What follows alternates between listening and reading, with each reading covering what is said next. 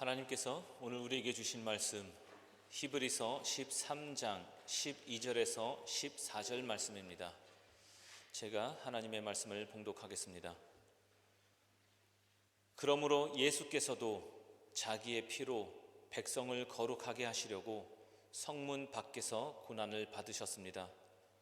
그러함으로 우리도 진영 밖으로 나가 그에게로 나아가서 그가 겪으신 치욕을 짊어집시다. 사실 우리에게는 이 땅 위에 영원한 도시가 없고 우리는 장차 올 도시를 찾고 있습니다. 아멘. 사람은 누구나 편안한 자리를 좋아합니다. 그렇죠? 이 의자가 좀 더 편했으면 좋겠죠? 어느 자리가 나에게 편안한 자리일까요?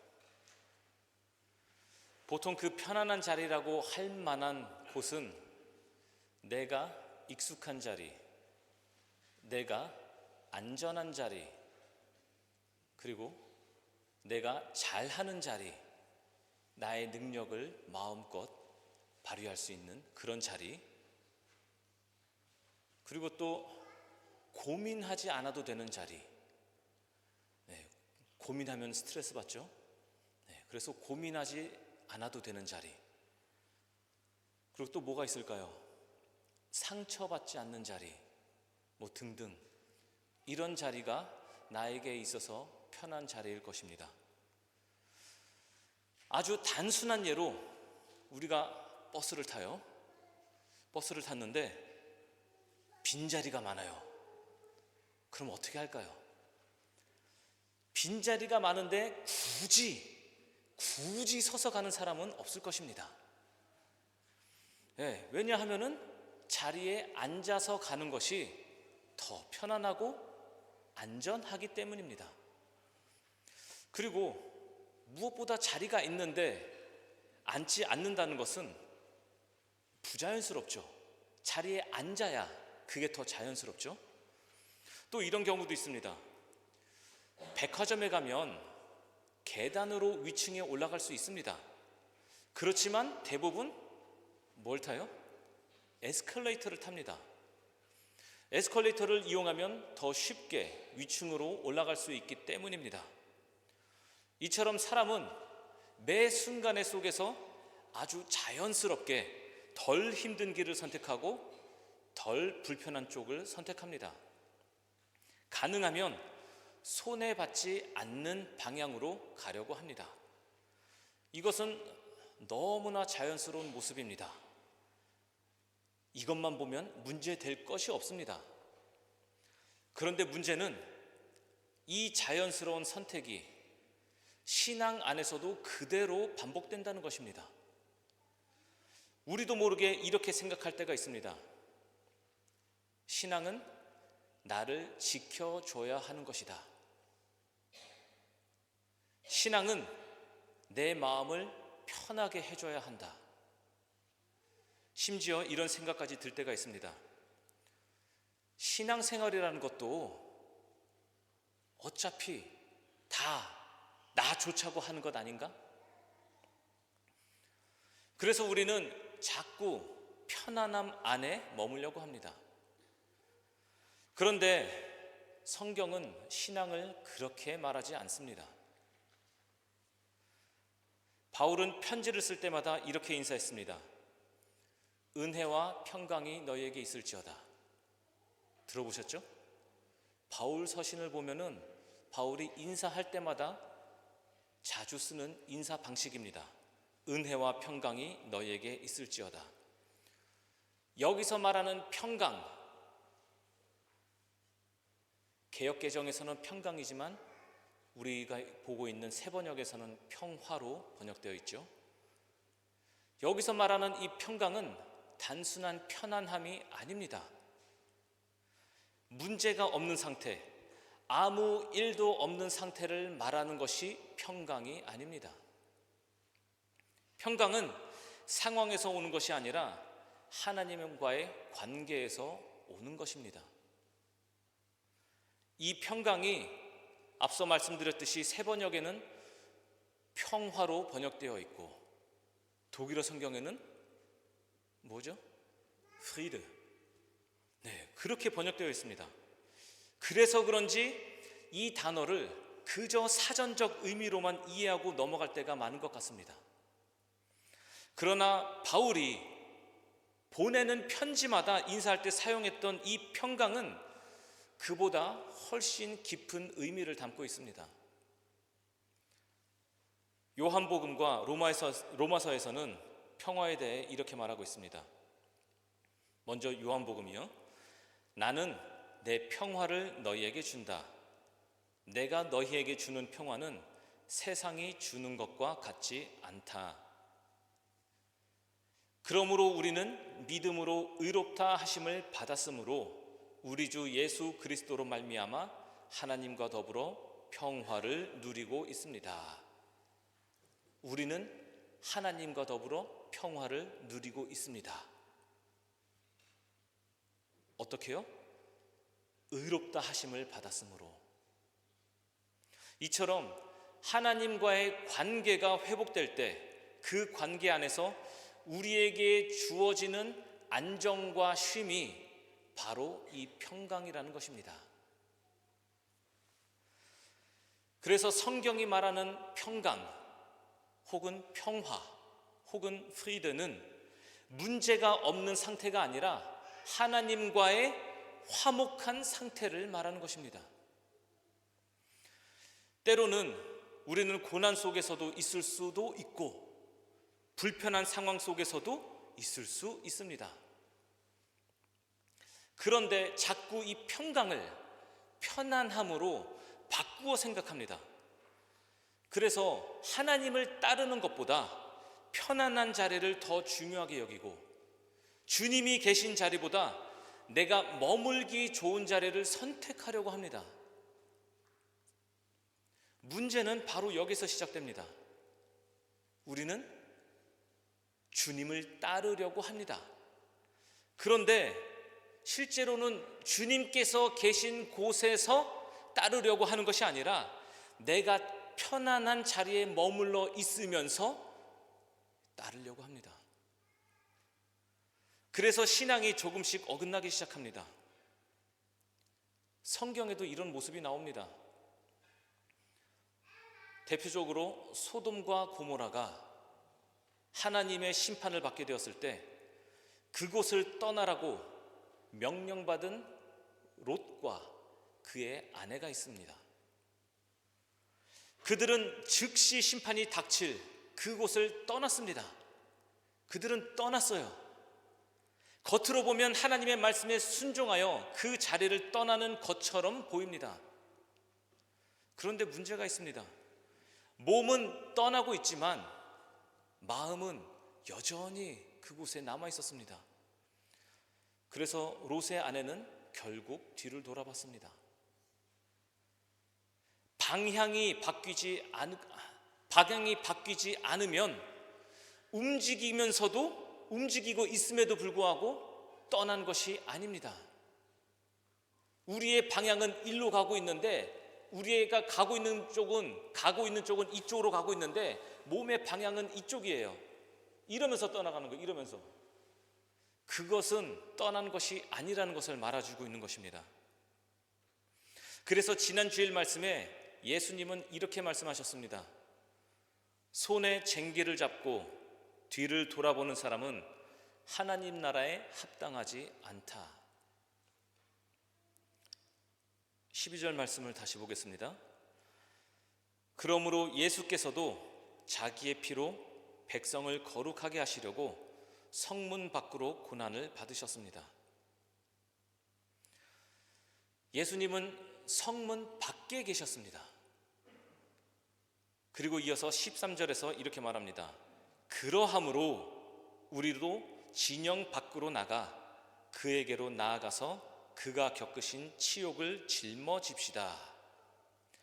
그러함으로 우리도 진영 밖으로 나아가자. 히브리서가 말해주고 있는 것이 바로 이것입니다. 그러함으로 우리도 진영 밖으로 나아가자. 이 말씀은 단순히 우리도 고통당하며 불편하게 살자, 고생하자, 이런 말이 아닙니다. 지난주에 이어서 오늘의 말씀도 우리에게 계속해서 같은 질문을 던집니다. 너는 지금 어디에 서 있는가? 너는 지금 어디에 계신 주님을 따르고 있는가? 그리고 오늘은 자기 스스로에게 이런 질문도 던져보면 좋겠습니다. 나는 늘 오병이어의 기적처럼 풍성한 배품이 있는 예수님만 찾고 있는 것은 아닌가? 얼마나 좋아요. 넉넉한 기적, 넉넉한 배품, 그곳에 계신 예수님만 따라가고 있는 것은 아닌가? 나는 늘 사람들에게 환영받고 박수받는 그런 예수님만 기대하고 있는 것은 아닌가? 내가 믿는, 내가 따르는, 내가 선생님이라고 따르는, 내가 나의 구주라고 따르는 나의 그 예수 그리스도께서 늘 모든 사람으로부터 환영받고 박수받는 그런 자리에 계신 그 예수님만 내가 찾고 있는 것은 아닌가? 나는 내 삶을 편하게 해주는 예수님만, 그런 예수님만 원하는 것은 아닌가? 그런데 아쉽게도 예수님은 그런 곳에만 계신 분이 아니셨습니다. 예수님은 성문 밖에도 계셨습니다. 예수님은 희롱의 자리에도 계셨습니다. 예수님은 거절의 자리에도 계셨습니다. 예수님은 배신의 자리에도 계셨습니다. 이런 예수님이 정말 나의 예수님입니까? 신앙은 내가 원하는 예수를 선택하는 것이 아니라 예수님이 계신 자리로 나아가는 것입니다. 우리는 지금 어디에 서 있습니까? 편안함 안에 머물러 있습니까? 아니면 주님이 계신 자리로 나아가고 있습니까? 그렇다면 주님이 계셨던 곳이 어디였는지 다시 살펴보겠습니다. 12절 말씀을 다시 보겠습니다. 그러므로 예수께서도 자기의 피로 백성을 거룩하게 하시려고 성문 밖에서 고난을 받으셨습니다. 예수님은 왜 성문 밖에 계셨을까요? 이 말씀은 단순히 장소를 말하는 것이 아닙니다. 예수님이 어떻게 우리를 구원하셨는지를 보여주는 말씀입니다. 예수님은 어떻게 우리를 구원하셨을까요? 12절 말씀은 이렇게 말합니다. 자기의 피로. 그렇다면 또 한번 생각해 봅시다. 왜 하필 피일까요? 그 많은 것 중에 왜 하필 피일까요? 피. 성경에서 피는 아주 중요한 뜻이 있습니다. 피는 생명입니다. 성경에서 피는 생명이라고 말합니다. 우리가 살아있는 이유는 몸 안에 피가 있기 때문입니다. 그래서 그 피는 그 사람의 생명이라고 말할 수 있습니다. 그렇다면 죄는 뭘까요? 피는 생명이었는데 그렇다면 죄는 뭘까요? 죄는 하나님과의 관계가 끊어진 것을 말합니다. 하나님과의 관계가 끊어진 것이 죄입니다.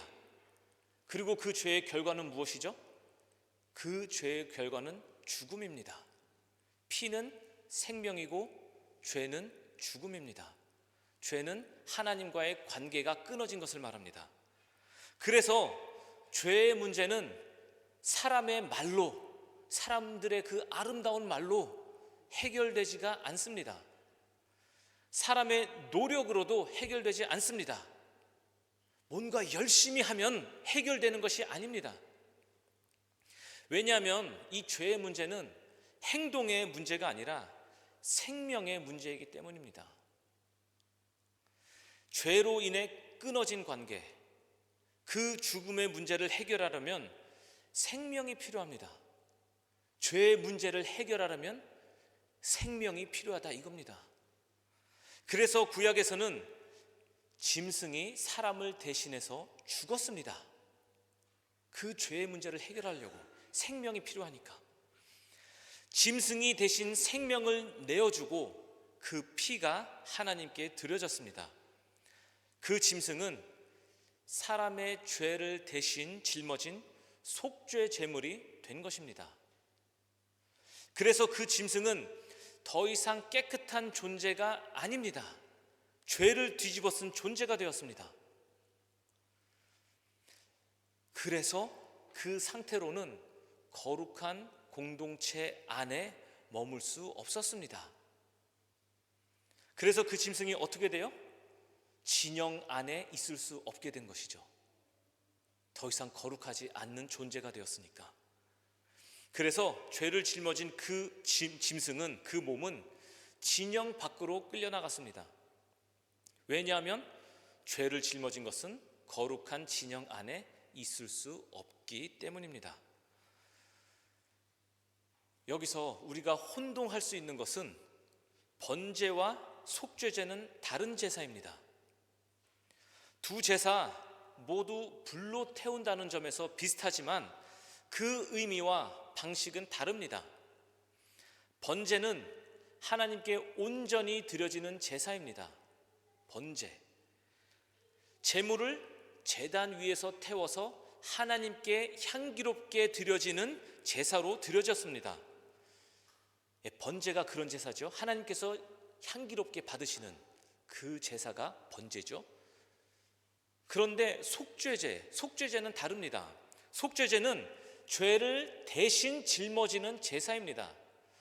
그래서 그 제물은 사람의 죄를 대신 짊어진 존재가 되었고, 그 몸은 진영 밖으로 끌려가서 그곳에서 태워졌습니다.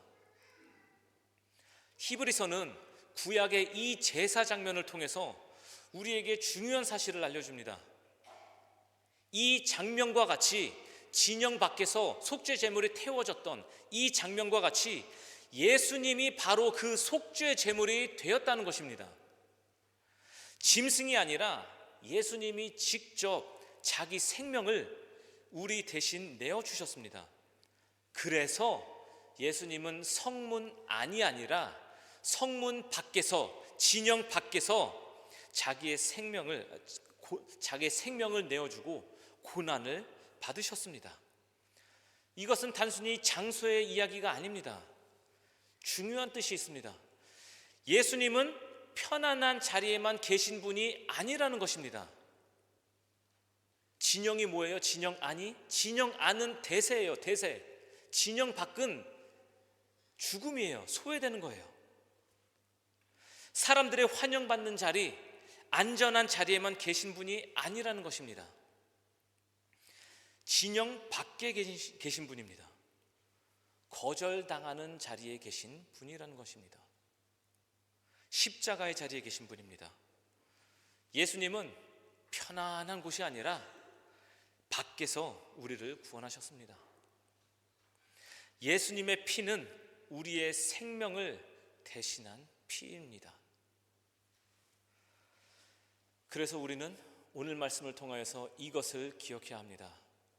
예수님은 성문 밖에 계십니다. 그래서 히브리서는 오늘 우리에게 이렇게 말합니다. 그러함으로 우리도 진영 밖으로 나아가 그에게로 나아가자. 이 말씀 앞에서 우리는 이제 더 이상 미룰 수가 없습니다. 조금 더 나중에, 조금 더 준비가 되면, 조금 더 상황이 나아지면, 그렇게 말하면서 우리는 머물러 있을 수 없습니다. 왜냐하면 주님은 이미 성문 밖에 계시기 때문입니다. 이미 밖으로 나가셨어요. 이미. 그래서 오늘 이 말씀이 우리에게 결단을 요구합니다. 나는 어디에 머물 것인가? 나는 어디로 나아갈 것인가? 익숙한 자리입니까? 안전한 자리입니까? 편안한 자리입니까? 아니면 주님이 계신 자리입니까? 신앙은 기다림이 아닙니다. 신앙은 결단입니다. 신앙은 나의 모든 준비가 끝났을 때 시작되는 것이 아니라 방향을 정할 때 시작됩니다. 그래서 오늘 우리는 결정해야 합니다. 진영 안에 머무를 것인가, 진영 밖으로 나아갈 것인가, 대세를 따를 것인가, 주님을 따를 것인가. 13절 말씀을 다시 보겠습니다. 그러함으로 우리도 진영 밖으로 나가 그에게로 나아가서 그가 겪으신 치욕을 짊어집시다. 이어서 14절 말씀도 보겠습니다. 사실 우리에게는 이 땅 위에 영원한 도시도 없고 우리는 장차 올 도시를 찾고 있습니다. 14절 이 말씀이 왜 어떻게 우리가 진영 밖으로 나갈 수 있는지를 설명해 줍니다. 솔직히 두렵잖아요. 진영 밖으로 나가기가. 그런데 이 14절 말씀이 우리가 어떻게, 왜 진영 밖으로 나갈 수 있는지를 말해주고 있는 것입니다. 우리는 이 땅에 영원히 머무를 사람이 아닙니다. 지금 우리가 붙잡고 있는 자리, 지금 우리가 지키고 싶은 편안함, 지금 우리가 놓지 못하는 안정은 영원한 것이 아닙니다. 우리는 여기에 머무는 사람이 아니라 앞으로 나아가는 사람이라는 것입니다. 장차 올 도시, 하나님이 주실 영원한 나라를 바라보며 살아가는 사람이라는 것입니다. 우리 모두가. 그래서 우리는 지금의 편안함에 묶이지 않을 수 있습니다. 당장 눈앞에 손해처럼 보이는 현상도 그런 현상에 현혹되지 않고 마음을 빼앗기지 않을 수 있습니다. 지금의 불편함 때문에 가던 길을 멈추지 않을 수 있습니다. 왜냐하면 우리는 더 큰 것을 바라보는 사람이기 때문입니다. 그런데 우리가 여기서 오해하지 말아야 할 것이 한 가지 있습니다. 성경은 우리가 일부러 불편하게 살아야 한다고 말하지 않습니다. 다행이죠. 갑자기 위안이 딱 오는 것 같죠? 편안함 자체는 죄가 아닙니다. 문제는 이것입니다. 우리가 편안함을 기준으로 주님을 선택하려 할 때입니다. 편안함을 기준으로. 그래서 늘 오병이어의 말씀은 큰 은혜가 되죠. 예수님은 사람들이 환영하는 자리, 안전한 자리, 인정받는 자리만 따라 움직이신 분이 아닙니다. 내가 저기 가면 인기 좀 얻겠네 하면서 그렇게 자리를 옮기신 분이 아닙니다. 하나님의 뜻이 있는 자리라면 그 자리가 어디든지 가신 분입니다. 그래서 때로는 사람들에게 환영받는 자리에도 계셨지만 때로는 거절당하는 자리에도 계셨고 십자가의 자리에도 계셨습니다. 그래서 중요한 것은 이것입니다. 이 자리가 편안한가가 아니라 이 자리에 주님이 계시는가입니다. 편하고 불편하고를 떠나서 과연 이 자리에 주님이 계시는가? 그런데 우리의 선택의 기준은 늘 편안함이라는 것입니다. 자연스럽게 생존 본능처럼. 예수님은 편안함을 따라 움직이신 분이 아니라 하나님의 뜻을 따라 움직이신 분입니다. 그래서 결국 예수님은 성문 밖에까지 나아가셨습니다. 지금 우리는 사순절의 시간을 지나고 있습니다. 사순절은 단순히 절제하는 시간이 아니라 예수님이 걸어가신 그 길을 바라보는 시간입니다. 그리고 그 길은 편안한 길이 아니라 십자가의 길이었습니다. 나는 지금 무엇을 기준으로 살아가고 있습니까? 편안함입니까? 익숙함입니까? 아니면 안전함입니까? 우리의 기준은 예수 그리스도입니다. 그러함으로 우리도 진영 밖으로 나가 그에게로 나아가서 장차 올 도시, 하나님이 주실 영원한 나라를 바라보며 살아가는 성도가 되길 축복하며 기도합니다. 아멘. 하나님 아버지, 오늘 말씀을 통해 우리의 기준을 돌아보게 하시니 감사합니다. 내 뜻이 아니라 하나님 아버지의 뜻을 따라 선택하게 하시고 그 자리로 한 걸음 더 나아가게 하옵소서. 사순절의 시간 속에서 예수님의 길을 기억하며 그 길을 따라 살아가게 하옵소서. 예수 그리스도의 이름으로 기도드립니다. 아멘.